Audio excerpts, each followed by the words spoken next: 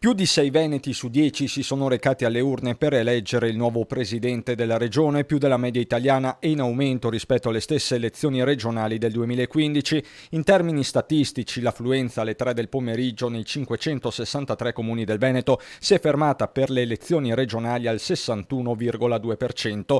La provincia dove si è votato di più è stata Padova, con un'affluenza superiore al 65%, oltre 62 a Venezia e Verona, poco meno a Vicenza. Sfiora il 60% la provincia di Rovigo, mentre un crollo verticale a Belluno, dove ci si ferma al 47,8%. Tra le Dolomiti incide drammaticamente il numero degli iscritti all'AIRE. Più in generale l'incidenza dei votanti all'estero ha avuto un peso importante in tutto il Veneto. Questo spiega lo scollamento tra affluenza del referendum e quella per le regionali, visto che gli iscritti all'AIRE potevano votare soltanto per il quesito referendario. Non a caso l'affluenza per il referendum si è attestata al 67,5%, quasi 6 punti in più rispetto al voto per il rinnovo di Palazzo Balbi. Voto che comunque si è svolto sempre all'insegna della massima sicurezza, tra percorsi differenziati e rigorose procedure di sanificazione. In molti casi alcuni enti hanno optato per seggi alternativi in modo da non sospendere l'attività didattica a pochi giorni dal via all'anno scolastico.